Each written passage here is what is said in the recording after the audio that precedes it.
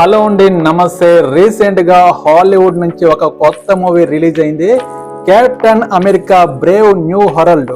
ఈ cinema recent గా release అయ్యే రికార్డులు క్రియేట్ చేస్తుంది. ఈ సినిమా సూపర్ గా ఉంది. ఈ సినిమాలో మీరు ఒక కొత్త హల్క్ ని మీరు చూడబోతున్నారు.